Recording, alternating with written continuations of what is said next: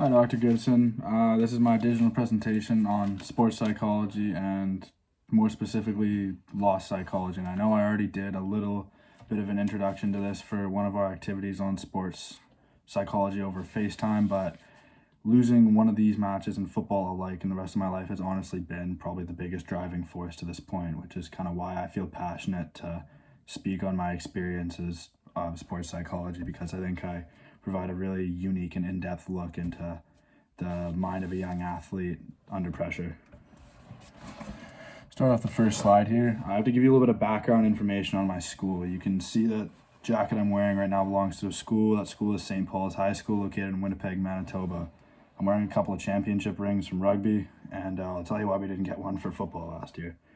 But the expectations at the high school that I went to were absolutely over the top. It was a Jesuit Catholic high school.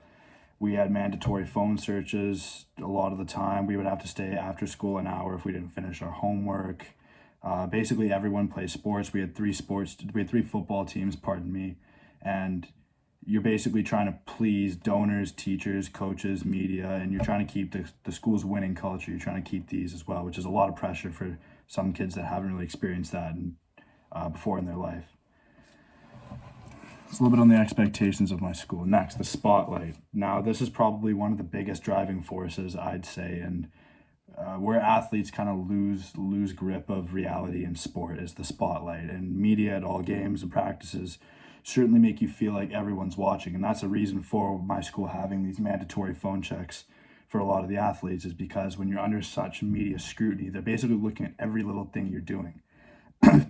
And that's a lot to handle for most celebrities. Nonetheless, a 14, 15, 16, 17-year-old kid who doesn't know right from wrong, essentially, or might not have the best standards on how to conduct themselves in public when they're not on the field.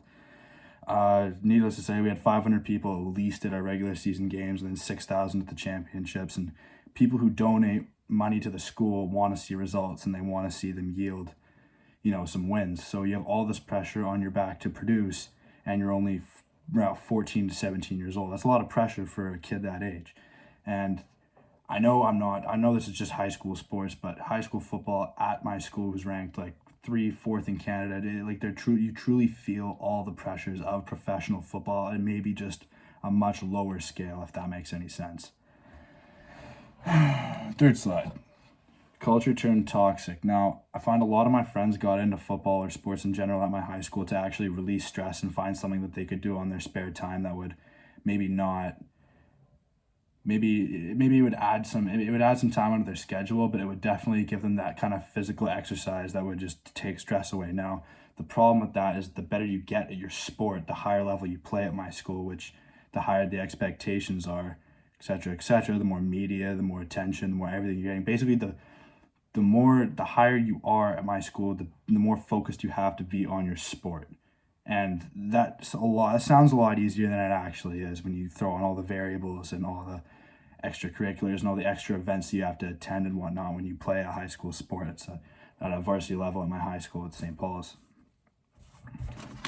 Now, what I find is this culture can turn toxic a lot of the time, which is the heading of the slide. It can convert from, okay, this is a positive thing where we're getting physical exercise and you're spending a lot of time, doing better things rather than playing video games in your room on your spare time. But when the expectations get to a certain point, kids don't really know what to do with all the excess pressure, and that's where they start twisting their own ideas in their own heads about what they need to do and what's most important for them. And they kind of, when I say they, I mean just varsity athletes in general. It doesn't have to be in high school, but I mean athletes or professional athletes in general can just kind of lose sight of what's really important just because the culture around them has become kind of corrupted. So if you get into high school football per se, your teachers, school, parents, whatever, it can all add pressure, which can actually turn that positive activity into a really negative kind of subculture or counter.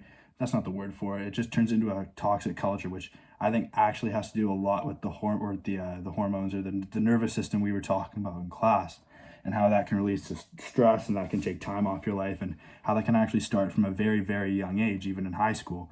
And I can't even fathom how some athletes at a professional level could even deal with the pressures of the media and whatnot without dealing with some or consulting some professional help from a psychiatrist or a psychologist or some sort. But I certainly got a glimpse of it in high school, and that's why I like to share my experience. Now, what I'm kind of here to talk the bulk about is losing psychology. Now, it might not seem like a lot, but losing the provincial championship last year, which is why I don't have a third ring on here, was probably I'd say the most defeating loss in my life. It was in front of 6,000 people. We had batteries thrown at us at the end of the game because we were a Catholic school, and no one likes to see Catholic schools win, of course. And we kind of felt, I think the biggest thing was we felt that others had proved us wrong, that we had genuinely felt that we had been conquered. That was the first moment in my entire life I had felt completely and utterly conquered, and there was nothing I could do, and it was in front of a bunch of people, and it was just, that was what I had to do. Or that's kind of what had happened. So there wasn't really a primary or even a secondary appraisal as we talked about in class for the situation at hand when we lost. I'd say we were more in like a state of denial and grief rather than actually processing what had happened and how to deal with it. So a lot of us kind of just removed ourselves from the situation when we lost by deleting social media, not talking to people, not going home that night or talking to our parents or whatever that were at the game, because I felt an inner shame. We had felt like we had let down the people around us, which is like, it truly is like a gut-wrenching, stabbing feeling that I'll never forget. And this is the first time I've actually opened up about me losing that game, and it certainly brings back a very dark few weeks in my athletic history for sure. But I'm glad I can share it now. I think I missed a slide.